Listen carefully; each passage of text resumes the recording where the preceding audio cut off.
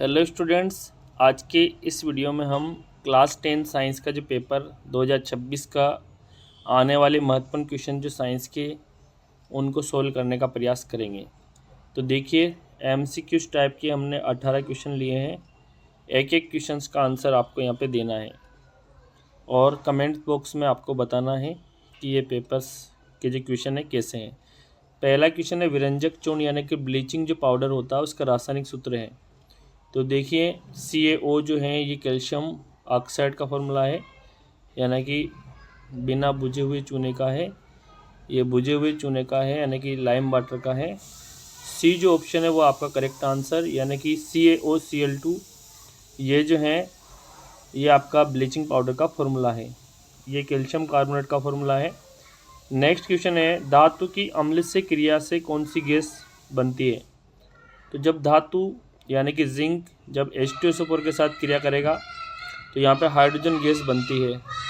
कौन सी गैस बनती है? Hydrogen gas. तो धातु की अम्ल के साथ रासायनिक क्रिया से हाइड्रोजन गैस का निर्माण होता है। अगला है, बुझा हुआ चूना किस गैस से क्रिया करके चूना पत्थर में बदल जाता है। तो देखिए, बुझा हुआ चूना यानी कि कैल्शियम हाइड्रोक्साइड, ये बुझा हुआ चूना जब कार्बन डाइऑक्साइड के साथ क्रिया करता है तो ये बना लेगा चूना पत्थर, यानी कि CaCO3 बना लेगा। CaCO3 और इसमें से अलग हो जाएगा वाटर। ओके, इसमें से वाटर अलग हो जाएगा तो यहाँ पे CO2 हमारा करेक्ट आंसर हो जाएगा, यानी कि कार्बन डाइऑक्साइड। नेक्स्ट क्वेश्चन देखिए, सभी क्वेश्चन यहाँ पे मज़ेदार हैं। निम्न में से, चौथा क्वेश्चन हमारा, निम्न में से सबसे कम क्रियाशील धातु हैं। देखिए यहाँ पे सबसे कम क्रियाशील पूछा है हमें। तो ये जो सोना जो होता है ओरम, ये सबसे कम क्रियाशील है। अगर सर्वाधिक जो पूछा जाए तो सबसे जो अधिक है, सर्वाधिक क्रियाशील है, तो साथियों सर्वाधिक जो क्रियाशील है वो है सोडियम और पोटेशियम। सबसे कम क्रियाशील यहाँ पे सोना हो जाएगा। एथीन में कितने सहसंयोजी बंध हैं। तो देखिए, एथीन का जो फॉर्मूला है ये है इस तरह का, एथीन का फॉर्मूला है। ओके, यहाँ पे 4 हाइड्रोजन है, हर जगह आपको हाइड्रोजन लगा देना है। ये आपका एथीन का फॉर्मूला। इसमें सहसंयोजी बॉन्ड पूछा गया है। तो देखिए, इसमें कार्बन कार्बन के मध्य 2 और कार्बन और हाइड्रोजन के मध्य 4, तो 4 + 2 यानी कि 6 सहसंयोजी बॉन्ड है। नेक्स्ट, ग्लूकोज का अणुसूत्र क्या है। तो देखिए, ग्लूकोज का अणुसूत्र है C6H12O6, यानी कि जो बी ऑप्शन आपका यहाँ पे करेक्ट हो जाएगा। स्त्री केसर का भाग नहीं है, यानी कि जी यहाँ पे स्त्री केसर का कौन सा भाग नहीं है। तो देखिए, स्त्री केसर में ओवेरी भी हैं, अंडाशय हैं, वर्तिका हैं और वर्तिकाग्र हैं, जबकि अंडवाहिनी नहीं है। तो अंडवाहिनी नहीं है स्त्री केसर के अंदर, तो यहाँ पे ऑप्शन जो भी है आपका यहाँ पे करेक्ट हो जाएगा, यानी कि अंडवाहिनी स्त्री केसर के अंदर नहीं आती है। यानी गाइनोशियम के अंदर जो है ओवेरी आती है, स्टिग्मा आती है और स्टाइल आती है। बहुखंडन या बहुविखंडन द्वारा अलैंगिक जनन किसमें होता है। तो देखिए, अमीबा के अंदर द्विखंडन होता है, यीस्ट के अंदर होता है मुकुलन, प्लेनेरिया के अंदर जो होता है रीजनरेशन यानी पुनरुद्भवन, जो कि प्लाज्मोडियम के अंदर होता है बहुविखंडन। ठीक है। नेक्स्ट क्वेश्चन है, प्रमस्तिष्क उत्तरदायी है। तो प्रमस्तिष्क जो है सोचने के लिए उत्तरदायी है, और संतुलन जो हमारे शरीर का जो संतुलन बनाता है, अनुमस्तिष्क जो है संतुलन बनाता है, और हृदय स्पंदन के लिए पोन्स वगैरह ये जिम्मेदार हैं। तो सोचना प्रमस्तिष्क का महत्वपूर्ण कार्य है। प्रकाशनुचलन यानी कि जो पादप जो हैं उनके जो पार्ट्स के द्वारा प्रकाश की ओर जो गति होती है उसको प्रकाशनुचलन कहते हैं। तो ये जो सूरजमुखी जो होता है ये प्रकाश की तरफ अपना मुंह मोड़ लेता है, इसलिए सूरजमुखी की जो गति है वो प्रकाशनुवर्ती गति कह सकते हैं या प्रकाशनुचलन है। नेत्र में प्रतिबिंब यानी कि हमारी आई के अंदर जो प्रतिबिंब जो बनता है, इमेज जो बनता है, वो कहाँ बनता है? कॉर्निया, लेंस, रेटिना और पुतली। तो ये रेटिना में बनेगा, रेटिना आपका करेक्ट आंसर हो जाएगा। वर्ण विक्षेपण की क्रिया किससे होती है? तो इसके लिए चाहिए प्रिज्म चाहिए, यानी कि जो प्रिज्म जो होता है ये श्वेत प्रकाश को 7 रंगों में, इस तरह का प्रिज्म होता है, ठीक है। जब श्वेत प्रकाश इसके ऊपर आपतित होता है तो ये इसको 7 रंगों में विभक्त कर देता है, ठीक है। 7 रंग जो हैं violet, indigo, blue, green, yellow, orange और रेड, इनमें कन्वर्ट कर देता है, यानी कि स्प्लिटिंग कर देता है लाइट की। नेक्स्ट क्वेश्चन है आपका, अगला क्वेश्चन है विद्युत शक्ति का मात्रक है। तो देखिए विद्युत शक्ति जो है उसका मात्रक जो होता है, लाइक इलेक्ट्रिक पावर जो है, डायोप्टर जो है ये लेंस की शक्ति का मात्रक है, पावर ऑफ लेंस का। वाट जो है विद्युत शक्ति का मात्रक है। वोल्ट जो है विभवांतर का मात्रक है। और एम्पियर विद्युत धारा का मात्रक है। किसी परिनालिका के भीतर देखिए ये कुचालक रोड है, इसके ऊपर हमने वायर लपेट दिया तो ये बन जाता है परिनालिका, सोलेनॉइड बन जाता है। इसके भीतर जो चुंबकीय क्षेत्र होता है वो एक समान होता है। कैसा होता है? एक समान। कौन सा ओम के नियम का निरूपण नहीं है? ओम का नियम V बराबर IR, बिल्कुल सही है। I बराबर V/R भी है, जबकि R बराबर जो होता है V/I होता है, तो यहाँ पे C गलत हो जाएगा, ये निरूपण नहीं है। R बराबर क्या होगा? R बराबर होगा V/I। ओके। विद्युत चुंबकीय क्षेत्र में बल की दिशा, यानी कि बल की दिशा जो है दक्षिण हस्त अंगुष्ठ नियम, वाम हस्त अंगुष्ठ नियम दोनों और उपरोक्त में से, तो दक्षिण हस्त जो नियम है इसके द्वारा हम FMC यानी कि फोर्स और मैग्नेटिक फील्ड और करंट की दिशा ज्ञात कर सकते हैं। यहाँ पे जो है दक्षिण हाथ में जो है हम अंगूठे और हमारी 4 फिंगर और मिडिल फिंगर को अगर एक दूसरे के परपेंडिकुलर रखेंगे यानी कि लंबवत रखेंगे तो जो अंगूठा जो है ये बताएगा बल की दिशा को, और जो आपकी जो 4 फिंगर है यानी कि जो आगे वाली जो उंगली है वो मैग्नेटिक फील्ड यानी कि चुंबकीय क्षेत्र की दिशा को बताएगी, और मिडिल जो फिंगर है यानी कि बीच वाली जो फिंगर है वो करंट की दिशा को बताती है। ओजोन परत सूर्य की किरणों से हमें बचाती है, तो कौन से तरंगों से बचाएगी? तो ये अल्ट्रावायलेट तरंग यानी पराबैंगनी तरंगों से हमारी सुरक्षा करती है। अगला प्रश्न है कौन जैव निम्नीकरण पदार्थ नहीं है?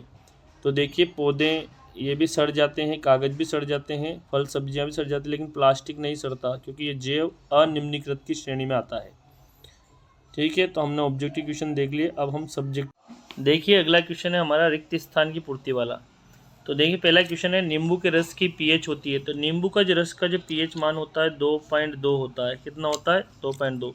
यानी कि नींबू का जो रस होता है वो कैसा होता है? अम्लीय होता है, यानी कि 7 से नीचे इसका pH है तो अम्लीय है।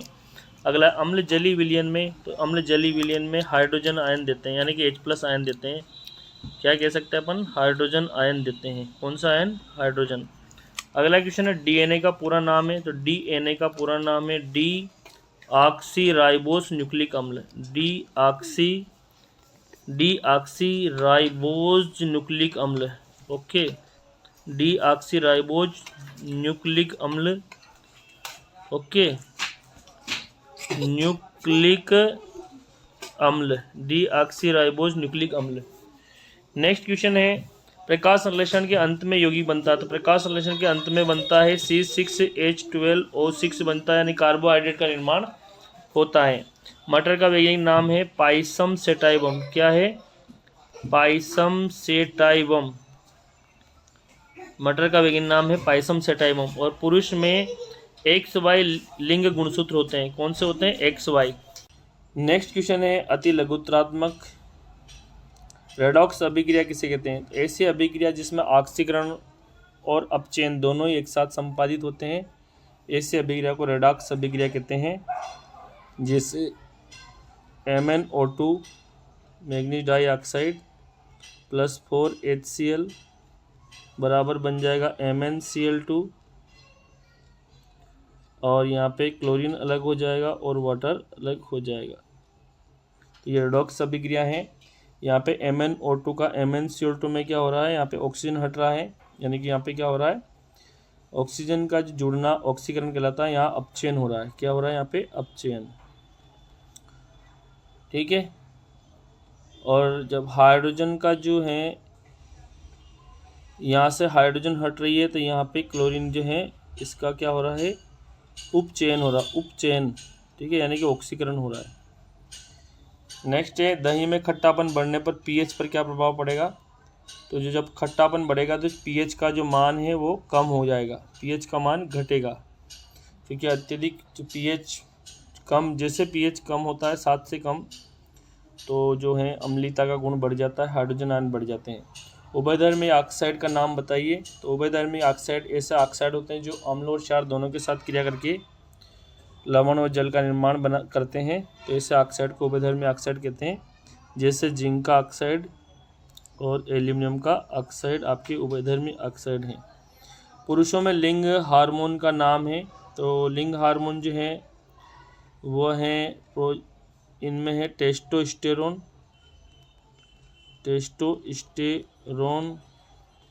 और एंड्रोजन जो है, टेस्टोस्टेरोन है, महिलाओं के अंदर प्रोजेस्टेरोन है, एस्ट्रोजन है, जबकि टेस्टोस्टेरोन जो है टेस्टी द्वारा रिलीज किया जाता है।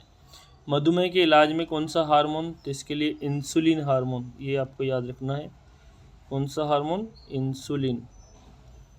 मानव में लिंग निर्धारण का आपको डायग्राम बनाना है। तो मानव के अंदर लिंग निर्धारण का जो है, इसको ध्यान से देखिए किस तरह से मानव में लिंग निर्धारण होता है। देखिए, ये जो मेल हैं, एक तरफ हम लिख देते हैं नर और एक तरफ लिख देते हैं मादा। नर के पास अलिंगी गुणसूत्र होते 44, मादा के पास भी 44। नर के पास एक होता है एक्स और दूसरा होता है वाई, जबकि मादा के पास दोनों ही एक्स एक्स होते हैं। ठीक है। जब युग्मक बनते हैं तो इधर हो जाते हैं 22, इधर भी हो जाते हैं 22, इधर भी हो जाते हैं 22 और इधर भी हो जाते हैं 22, और इसका जो एक्स है वो इसके साथ आ जाता है 22 प्लस एक्स, और इधर एक हो जाता है 22 प्लस वाई। फीमेल के पास भी दोनों ही कंडीशन में एक्स एक्स रहेंगे, क्योंकि इनके पास केवल एक्स क्रोमोसोम है। जब लिंग निर्धारण होगा तो देखिए, एक्स वाला जब एक्स वाले के साथ जुड़ेगा तो 22 प्लस 22 यानी कि 44। जब फर्टिलाइजेशन में एक्स वाला भाग लेगा तो 44 प्लस एक्स एक्स वाली कंडीशन होगी, तो जो होगी वो लड़की होगी। ओके। दूसरी वाली कंडीशन में जो वाई वाला पार्टिसिपेट करता है, मान ले जाए एक्स वाले ने इसके साथ किया, और जब ये एक्स वाला अगर दूसरे के साथ करता है, इस जब फर्टिलाइज करता है इसको, तब भी जो कंडीशन होगी वो भी 44 प्लस एक्स एक्स होगी, यानी कि ये भी लड़की ही होगी।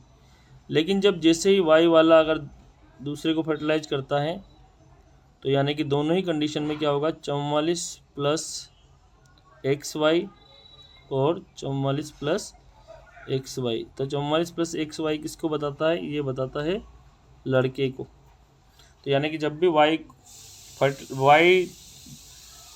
गुणसूत्र वाला जो है स्पर्म अगर फर्टिलाइज करता है ओवम को, ठीक है, इधर जो है ये है ओवम यानी कि अंडाणु है, इधर जो है ये नीचे गैमेट जो है क्या है, शुक्राणु।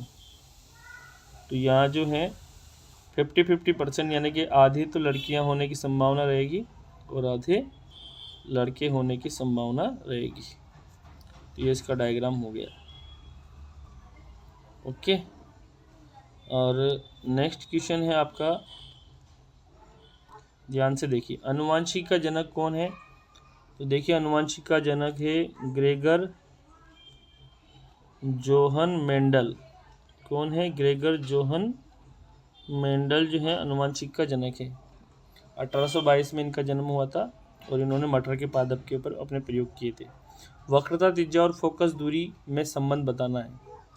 तो देखिए, वक्रता त्रिज्या जो होती है और फोकस दूरी बहुत इम्पोर्टेंट है ये। देखिए, जो फोकस दूरी का जो दुगना जो होता है वो वक्रता त्रिज्या के बराबर होता है। तो R/F बराबर R, और F बराबर जो है अगर हमें निकालना है तो F बराबर R/2 कर लो। तो ये इनमें संबंध है। लेंस की क्षमता का मात्रक क्या है? ये क्वेश्चन आ चुका है। तो लेंस की क्षमता का जो मात्रक है वो है डायोप्टर है। क्या है? डायोप्टर। ठीक है, डायोप्टर है। यहाँ पे फ मत समझना, इसको प है, डायोप्टर। ओके। और इसको मीटर में मापते हैं 1D यानी कि 1 पर मीटर।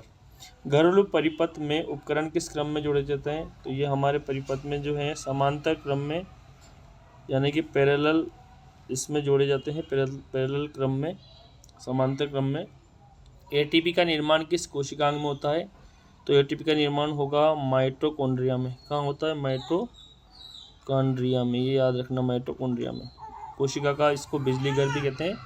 अपघटक क्या होते हैं? तो अपघटक जो होते हैं ये क्या कर देते हैं? डिकम्पोज कर देते हैं, जटिल पदार्थों को सरल पदार्थों में तोड़ देते हैं, जैसे जीवाणु हैं, कवक हैं, ओके, ये अपघटक होते हैं। तो ये क्या करते हैं? जटिल जो पदार्थ होते हैं उनको सरल पदार्थों में तोड़ देते हैं, और इनका भी हमारे इकोसिस्टम में बहुत ही ज़्यादा महत्वपूर्ण रोल प्ले है, सड़ा गला देते हैं कुल मिला के। नेक्स्ट है संक्षारण के बचाव के 2 उपाय। तो संक्षारण के लिए हम क्या करते हैं? पेंटिंग कर देते हैं। क्या कर देते हैं? पेंटिंग कर देते हैं, या ग्रीस ऑयल चढ़ा देते हैं, या फिर हम यशद लेपन भी कर देते हैं। यशद लेपन यानी कि गैल्वेनाइज की परत चढ़ा देते हैं, ग्रीसिंग कर देते हैं, ऑयलिंग कर देते हैं। प्रोपिन जो अणु है इसकी इलेक्ट्रॉन बिंदु संरचना बतानी है। प्रोपिन, देखिए प्रोपिन में जो है 3 कार्बन है और हाइड्रोजन की संख्या होगी 6। ये प्रोपिन के अंदर जो है इस तरह के यहाँ पर डबल बॉन्ड कर लीजिए, और इधर 2 हाइड्रोजन जोड़ दीजिए, यहाँ 1 हाइड्रोजन जोड़ दीजिए, ये आपका हो गया प्रोपिन। सब जगह आपको हाइड्रोजन लगाना है, 1 hydrogen, 2 hydrogen, 3 hydrogen, 4 hydrogen, 5 hydrogen और 6 हाइड्रोजन, और सब जगह यहाँ पे 1-1 इलेक्ट्रॉन हाइड्रोजन के पास रहेंगे। ठीक है, ये हाइड्रोजन के इलेक्ट्रॉन और ये आपके कार्बन के इलेक्ट्रॉन। ठीक है, ये कार्बन के इलेक्ट्रॉन्स हैं। कार्बन के पास 4 इलेक्ट्रॉन रहेंगे क्योंकि इसकी चतुर्थ संयोजकता है। देखिए अब ये इनकी प्रोपिन की इलेक्ट्रॉन बिंदु स्ट्रक्चर बन चुकी है। किसकी बनी है? प्रोपिन की। ओके, नेक्स्ट क्वेश्चन है वायवीय श्वसन के अंत में क्या क्या बनता है? जब वायवीय श्वसन होता है तो अंत में बनता है कार्बन डाइऑक्साइड, वाटर, और एटीपी के रूप में ऊर्जा का निर्माण होता है। पादप में स्पर्शनुचलन को समझाना है, यानी कि आपको छुई मुई के बारे में बताना है। स्पर्श करने पर जो छुई मुई है उसकी पत्तियां फोल्डिंग हो जाती है। लैंगिक जनन क्यों श्रेष्ठ है? कि लैंगिक जनन के अंदर जो है माता पिता से दोनों से कैरेक्टर्स आते हैं, और ये ज़्यादा श्रेष्ठ इसलिए हैं क्योंकि लैंगिक जनन के अंदर जो है उत्तरजीविता ज़्यादा होती है अलैंगिक जनन की तुलना में। लैंगिक जनन जो होता है उसमें जो है जीन ट्रांसफ़र होते हैं, और उसके अंदर जो है विविधता भी आती है, वेरिएशन भी आता है, यानी कि विविधता भी देखने को मिलती है। साथ ही साथ यहाँ पे म्यूटेशन भी होता है, यानी कि उत्परिवर्तन भी होता है। तो कुछ विभिन्नताएं भी देखने को मिलती है जो उन दोनों से थोड़ी अलग मिलेगी, यानी कि दोनों जो पेरेंट्स हैं जो उनसे संतति पैदा होगी तो उसमें कुछ ना कुछ वेरिएशन भी देखने को मिलेगा। अवतल दर्पण के 2 उपयोग बताना, बहुत ही इंपॉर्टेंट। अवतल दर्पण पूछा है यहाँ पे, तो अवतल जो दर्पण है, यानी कि 9वां क्वेश्चन है आपका, इसको ध्यान से देखिए।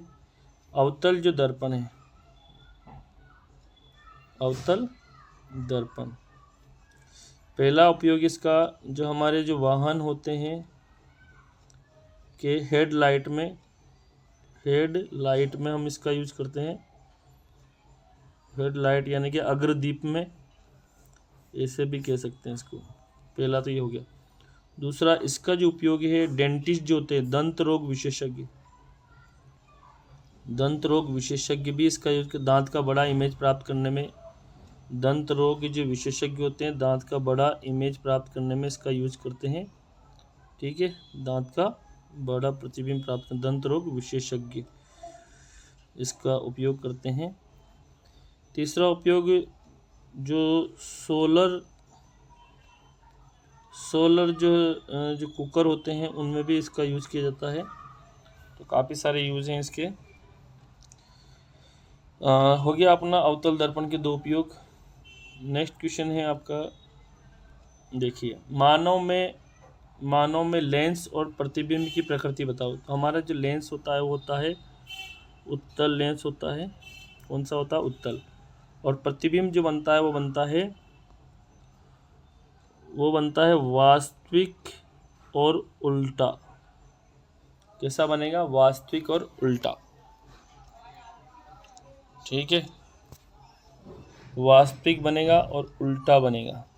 ठीक है, हमारे जो है रेटिना पर बनेगा। क्लियर। और इसको जो हमारा जो मस्तिष्क जो है उसको सीधा कर देता है। अब देख लिए अगला क्वेश्चन है, 10 वोल्ट की बैटरी से गुजरने वाले 2 कूलाम आवेश को कितनी ऊर्जा दी जाती है। ओके, यहाँ पे हमें दे रखा है V और Q दिया हुआ है। V 10 वोल्ट है और Q दिया हुआ है हमारा, वो दे रखा है 2 कूलाम चार्ज। ठीक है, तो यानी कि जो पोटेंशियल डिफरेंस V यानी कि विभवांतर बराबर होता है W/Q। Okay, per unit charge के ऊपर किया जाने वाला कार्य ही विभवांतर कहलाता है। हमें वर्क पूछा गया तो W बराबर क्या होगा, V/Q होगा। यानी कि V आपका हो जाएगा 10 वोल्ट और Q हो जाएगा आपका 2 कूलाम। तो देखिए 10 × 2 यानी कि 20 और वोल्ट इंटू कूलाम हो जाएगा आपका जूल। तो कितना आंसर आ गया, 20 जूल।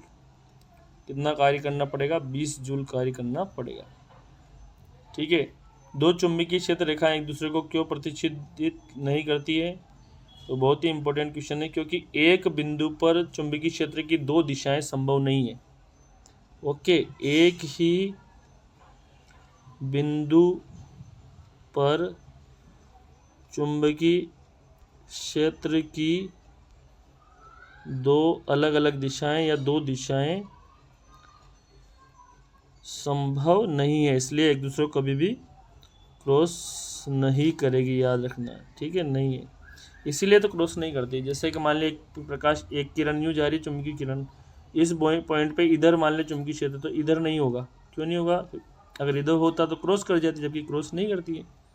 ठीक है, इसीलिए एक दूसरे को कभी भी क्रॉस नहीं करती है, हमेशा नॉर्थ से निकलती है और साउथ पे एंड होता है इनका। ऊर्जा प्रवाह का दशांक नियम लिखिए। तो ऊर्जा प्रवाह का जो दशांक नियम है इसको ध्यान से देखिए।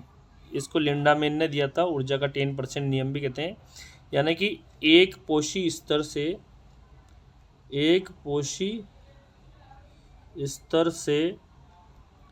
दूसरे पोषी स्तर में जो ऊर्जा जाती है, दूसरे पोषी में जो ऊर्जा जाती है, आप ध्यान से सुन लीजिए।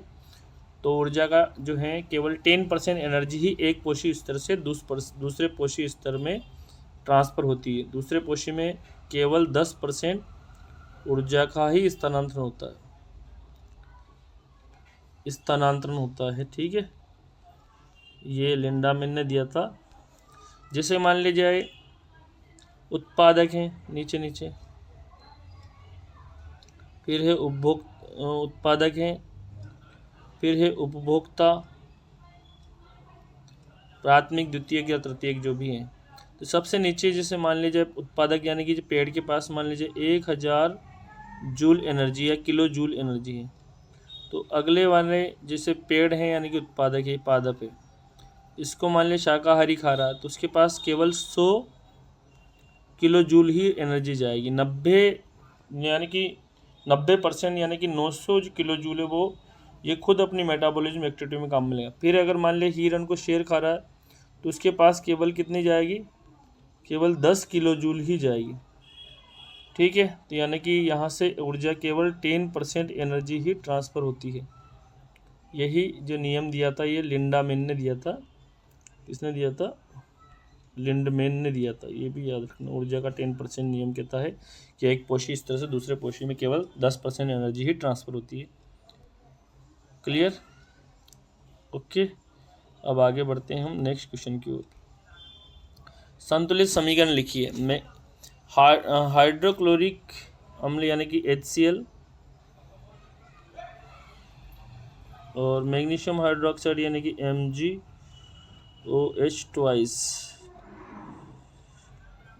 इससे बनेगा मैग्नीशियम क्लोराइड यानी कि MgCl2 और वाटर। अब आपको क्या करना है, इसको बैलेंस करना है। तो देखिए यहाँ पे Mg 1 टाइम है, Cl यहाँ 2 टाइम है, तो इसमें आपको क्या करना है, यहाँ Cl 2 बार कर दो, तो ये आपका इधर Cl बैलेंस हो जाएगा। इधर हाइड्रोजन 2H हो गया, उधर 2H, तो इधर 2 जल के अणु बन जाएंगे, तो यहाँ H2 के आगे 2 लगा दो, तो ये आपकी रिएक्शन बैलेंस हो गई।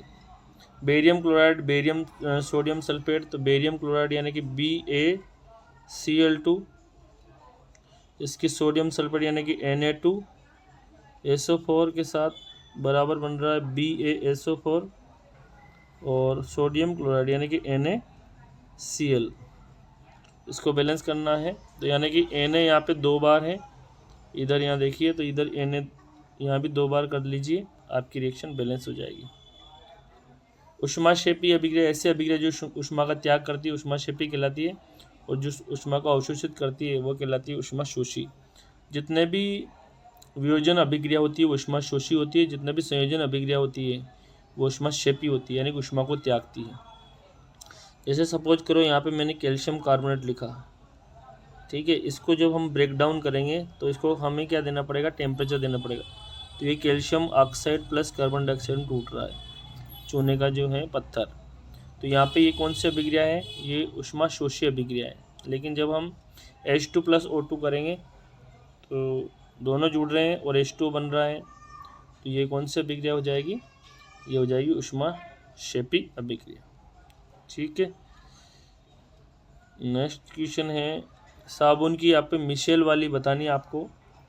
ठीक है, ये गंदगी है और हाइड्रोफोबिक और हाइड्रोफिलिक पार्ट आपको यहाँ पे बताने हैं। ठीक है, तो ये आपको इसका जो है मिशेल का डायग्राम बना के आपको यहाँ पे बताना है उसकी किस तरह से मिशेल बनता है। तेल को जो हाइड्रोफिलिक पार्ट जो है और हाइड्रोफोबिक पार्ट है वो किस तरह से पानी के साथ और तेल की बूंद के साथ आपस में मिशेल स्ट्रक्चर इस तरह से बन जाती हैं, जल स्नेही और जल विरागी पार्ट्स, तो वो आपको बताना है। एस्टरीकरण क्या है, तो एस्टर निर्माण की जो प्रोसेस वो एस्टरीकरण कहलाती है। जैसे एस्टरीकरण में आपका एथेनॉल की जब एथेनॉल यानी कि अल्कोहल की क्रिया जब एसिटिक एसिड के साथ होती है तो एस्टर का निर्माण हो जाता है। एस्टर बनेगा CH3COO C2H5, एथिल एसीटेट बन जाएगा, और इसकी जो गंध आती फलों जैसी मधुर गंध आती है और पानी इसमें अलग हो जाएगा। तो ये आपको बताना था, इसमें CH3COO C2H5 ये एस्टर है। ऑक्सीकारक और अपचायक, देखिए ऑक्सीकारक जो ऐसे अभिक्रिया जो ऑक्सीकरण में हेल्प करती हैं, उदाहरण देना है तो ऑक्सीकारक जैसे मान लीजिए KMnO4 है, ये ऑक्सीकारक हो गया। K2Cr2O7 है, जो ऑक्सीकरण में हेल्प करते हैं वो ऑक्सीकारक होते हैं। नर जनन तंत्र को यहाँ पे नर जनन तंत्र के अंदर आपको टेस्टिस बताना है, स्पर्म डक्ट के बारे में बताना है, शुक्रवाहिकाओं के बारे में बताना है, शिश्न के बारे में बताना है, प्रोस्टेट ग्लैंड्स वगैरह इन सब के बारे में आपको यहाँ पे बताना है। मादा जनन तंत्र में आपको पूरा डायग्राम बना के बताना है। मादा जनन तंत्र के अंदर ये इस तरह से, ठीक है, ये आपकी अंडवाहिनी होगी, ये जो है अंडाशय हो गया, इनके बारे में बताना आपको। इधर भी ये अंडाशय जो हो गया, ये बीच में है गर्भाशय, ठीक है, ये जो है सर्विक्स वाला जो पार्ट है, नीचे है वेजाइना यानी कि योनि, ये है सर्विक्स, ये है गर्भाशय, और ये है अंडवाहिनी। अंडवाहिनी को हम क्या कह सकते हैं, फैलोपियन ट्यूब्स भी कहते हैं। अंडवाहिनी, ये अंडाशय हो गए, बीच में गर्भाशय। ओके, यहाँ हमारा हो गया। नेक्स्ट क्वेश्चन है, 110 ओम का प्रतिरोध 220 वोल्ट के स्रोत से कितनी विद्युत धारा लेगा। देखिए यहाँ पे R दिया हुआ है और V दिया हुआ है, हमें I पूछा गया है, तो I बराबर होता है V/R। देखिए V बराबर होता है IR, तो I बराबर V/R। V का मान हमें यहाँ दिया हुआ है 220 वोल्ट और R दिया हुआ है 110 ओम। तो 110 का 2 बार बजाएगा तो 2 एम्पियर। क्या आ जाएगा आंसर? 2 एम्पियर। विद्युत प्रतिरोध किसे कहते हैं? तो विद्युत धारा के मार्ग में आने वाली जो बाधा होती है उसे विद्युत प्रतिरोध कहते हैं। इसका जो मात्रक होता है आर, जो बराबर होता है वो होता है V/I। आर बराबर होता है V/I। और इसका जो मात्रक होता है ओम। क्या होता है? ओम। और इसका जो चिन्ह है ये। अब अगला क्वेश्चन है 5 ओम, 10 ओम और 15 ओम के 3 प्रतिरोध समांतर क्रम में जुड़े हुए हैं। समांतर क्रम में जुड़े हैं और 6 वोल्ट की बैटरी के साथ जुड़े हुए हैं। बहुत ही इंपॉर्टेंट क्वेश्चन है। 5, 10 और 15 3 प्रतिरोध समांतर क्रम में जुड़े हैं और हमें टोटल करंट निकालना है और तुल्य प्रतिरोध निकालना है। तो ध्यान से देखिए, 5, 10 और 15 ओम के 3 प्रतिरोध। देखिए इसके लिए जो है समांतर क्रम के लिए 1/R बराबर होगा 1/R1 plus 1/R2 plus 1/R3। इसमें 1/R बराबर 1/R1 बराबर हो जाएगा 5, फिर 10, R2 का मान और R3 का मान 15। ठीक है, 5, 10 और 15। 5, 10 और 15 का एलसीएम हम जब लेंगे तो देखिए 5 सिंपल सा तरीका मैं आपको बता रहा हूँ, आप किस तरह से इन सवालों को कर सकते हैं। बिल्कुल जिनको कुछ नहीं आता उनके लिए भी 2 से इसको काट दीजिए, 5 बार जाएगा, ये 15 का 15 ही और ये 5 का। अब 2 से नहीं जा रहा तो अब आपको क्या करना है? 3 से देना है। तो तीनों 5 15, ये 5 और ये 5 और 5 से तो 5 एकम 5, तो 5 3 15, 15 दूनी 30। तो आपका एलसीएम कितना आ रहा है? इसमें आ रहा 30। ठीक है, अब यहाँ पे आपको क्या करना है? 30 इन एक की जगह 30 रखना है और 5 से भाग देना है, फिर 10 से देना है, फिर 15 से देना है। तो 30, तो 5 छंग 30, 10 तिया 30 और 15 दूनी 30 और ये 1/R। तो अब 1/R बराबर कितना आया? 6 + 3 यानी कि 9 + 2 11/30। ओके, तो 11/30 1/R बराबर आया 11/30। 1/R बराबर कितना आया? 1/R बराबर आया 11/30। तो R बराबर क्या हो जाएगा? 30/11। ठीक है, तो इसको हम काटेंगे तो 11 दूनी 22। ओके, 2 बार गया तो पॉइंट लगा दीजिए, 8 बचे, 80 हो जाएंगे और 11 से तो 77, फिर हो जाएंगे 3 बचेंगे और 30 हो जाएंगे। 11 दूनी 22 यानी कि 2.72 जो है आपका ओम प्रतिरोध आ जाएगा। यानी कि टोटल जो प्रतिरोध है सभी प्रतिरोधों से भी छोटा हो जाएगा। यानी कि टोटल जो सबसे छोटा प्रतिरोध आपका कौन सा है? 5, उससे भी छोटा आ गया। अब आपका पोटेंशियल यानी V का मान दिया हुआ है यहाँ पे कितना? 6 वोल्ट। तो देखिए V बराबर दिया हुआ है, V बराबर है 6 वोल्ट। अब आपको क्या निकालना है? तुल्य जो प्रतिरोध है आपका, जो तुल्य प्रतिरोध है RP बराबर आ ही चुका है यहाँ पे, कितना आया? 30/11 ओम। ऐसे भी लिख सकते हैं या फिर इसको 2.72 ओम भी कह सकते हैं। ठीक है, अब आपको I भी पूछा गया है। देखिए I बराबर यानी कि A जो है आपको फर्स्ट तो I निकालना है। तो देखिए I बराबर क्या होगा? I बराबर होगा V/R। क्या होगा? V/R।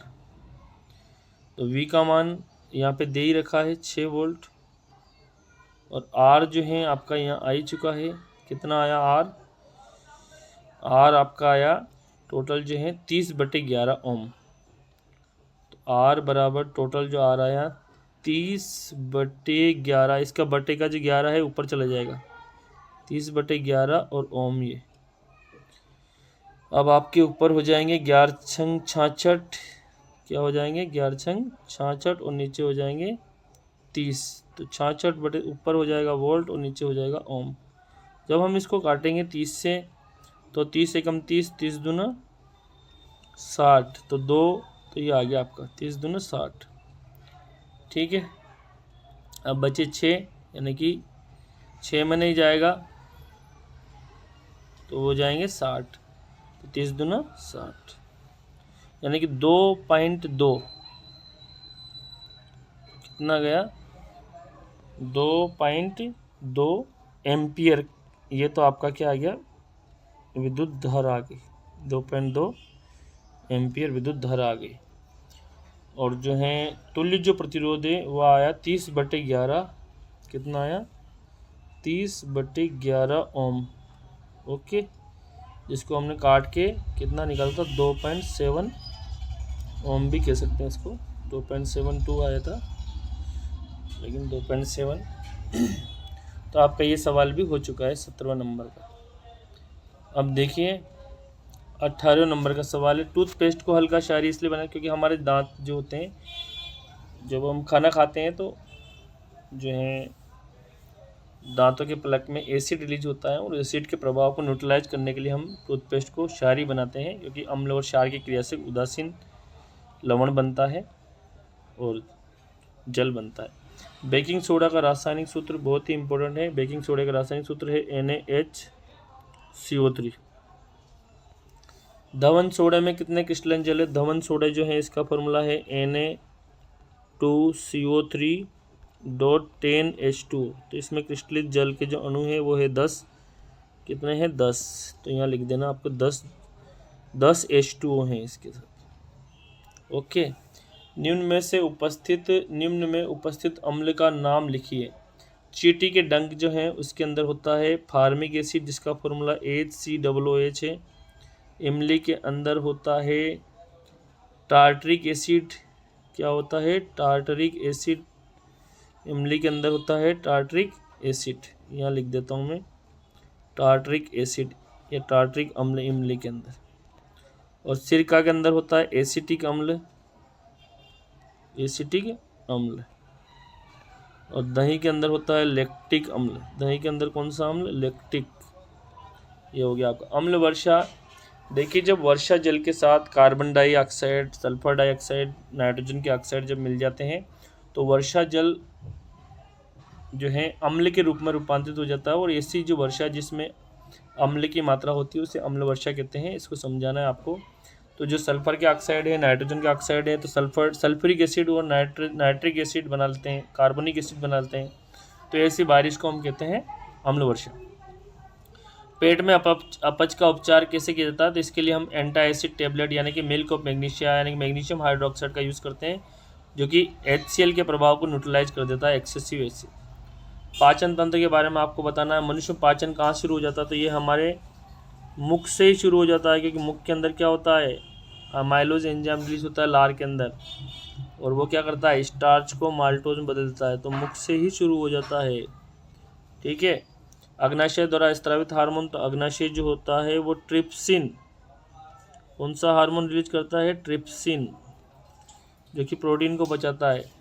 मानव हृदय के बारे में बताना। दोहरे रक्त परिवहन तंत्र यानी कि जो हमारे जो ब्लड जो होता है वो लंग्स से बाएं आलिंद बाएं निलय, फिर दाएं आलिंद दाएं निलय, और वापस फिर लंग्स तक पहुंचता है। तो ये 2 बार गुजरता है हृदय से, इसको हम कहते हैं दोहरा रक्त परिवहन तंत्र। मछली के हृदय में कितने कोष्ठ होते हैं? तो मछली के हृदय में 2 कोष्ठ होते हैं, यानी कि एक आलिंद और एक निलय होता है मछली के हृदय में। ये आपका हो गया 19वां क्वेश्चन। आखिरी क्वेश्चन 20वां क्वेश्चन। प्रकाश के परावर्तन को समझाना है, परावर्तन के उपयोग लिखना है। तो परावर्तन के उपयोग हम कई जगह करते हैं।